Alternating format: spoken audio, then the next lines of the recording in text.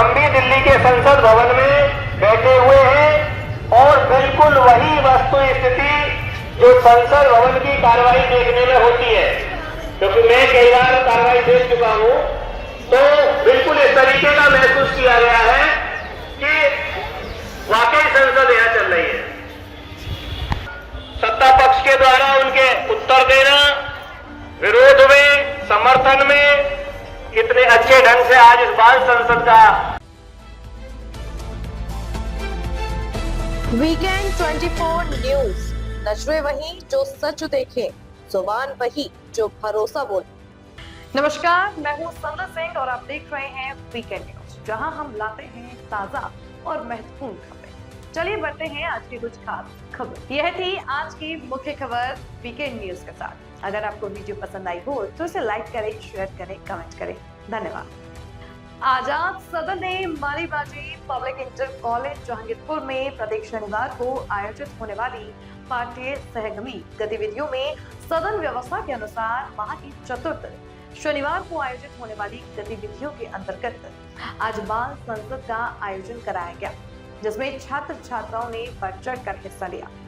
विद्यालय के प्रधानाचार्य कुलभूषण शर्मा ने बताया कि सदन व्यवस्था के प्रभारी मदन गोपाल शर्मा और सह प्रभारी संजय कुमार के नेतृत्व में प्रति सप्ताह शनिवार को भिन्न तरह की गतिविधियां विद्यालय में सदनवार आयोजित कराई जाती है। प्रधानाचार्य कुलभूषण शर्मा ने आगे बताया कि विद्यालय के सभी छात्र छात्राओं को 4 सदनों नेहरू सदन, गांधी सदन, सुभाष सदन और आजाद सदन में विभाजित किया गया है और प्रत्येक सदन के प्रभारी नियुक्त कर अन्य अध्यापकों की 4 टीमें बनाई गई है। आज बाल संसद की प्रस्तुति की जिम्मेदारी विद्यालय के वरिष्ठ प्रवक्ता राकेश कुमार को दी गई। उनके साथ उजाला व पीयू सहायक अध्यापक ने इस कार्यक्रम को आयोजित कराने में पूर्ण मदद की। पिछले सप्ताह वंदे मातरम थीम पर आयोजित हुई निबंध प्रतियोगिता का परिणाम भी सुनाया गया, जिसमें नेहा शर्मा प्रवक्ता के नेतृत्व वाला आजाद सदन पुनः इस बार भी विजयी रहा। आज की बाल संसद में विद्यालय के छात्र छात्राओं ने किशोर सांसदों के रूप में सत्ता पक्ष और विपक्ष के रूप में बहुत ही शानदार प्रस्तुतिकरण किया। सांसद आर्यन अपना प्रश्न संसद में पेश करें। माननीय अध्यक्ष महोदय, मैं विपक्षी सदस्य तथा प्रतिपक्ष नेता की हैसियत से कृषि मंत्री से 2025-26 की उपलब्धियों के बारे में पूछना चाहता हूं कि उनकी सरकार ने। धन्यवाद। नेता प्रतिपक्ष के नाते प्रश्न का उत्तर बिल्कुल सीधा है और मैं कृषि मंत्री होने के नाते उनके प्रश्न का उत्तर विनम्रता के साथ देना चाहता हूँ। महोदय, बल्कि हम लोग ऐसा महसूस कर रहे थे कि हम भी दिल्ली के संसद भवन में बैठे हुए हैं और बिल्कुल वही वस्तु स्थिति जो संसद भवन की कार्रवाई देखने में होती है, क्योंकि मैं कई बार कार्रवाई देख चुका हूं, तो बिल्कुल इस तरीके का महसूस किया गया है कि वाकई संसद यहां चल रही है। सत्ता पक्ष के द्वारा उनके उत्तर देना, विरोध में, समर्थन में कितने अच्छे ढंग से आज इस बाल संसद का सदन की कार्यवाही शुरू की जाए। बाल सांसद आशीष अपना प्रश्न सदन के सामने पेश करें। अध्यक्ष महोदय, मैं जनता का सांसद होने के नाते माननीय शिक्षा मंत्री जी से यह प्रश्न करना चाहता हूं कि आपकी सरकार ने वर्ष 2025 से 2026 के बीच क्या किया तथा क्या क्या उपलब्धियां हासिल की। धन्यवाद। सरकार के मंत्री जी से उत्तर से मैं संतुष्ट नहीं हूँ, क्योंकि धरातल पर ये उपलब्धियां कहीं दिखाई नहीं देती है। ऐसा लगता है कि आप सरकार चलाने के लायक नहीं है। इसलिए माननीय वित्त मंत्री जी को अपना पद से त्याग कर दे लेना चाहिए। महोदय, मैं वित्त मंत्री जी द्वारा दिए गए उत्तर से संतुष्ट नहीं हूँ। मैं उनकी बजट वाली बात पर कुछ लाइनें कहना चाहता हूँ। झीलों में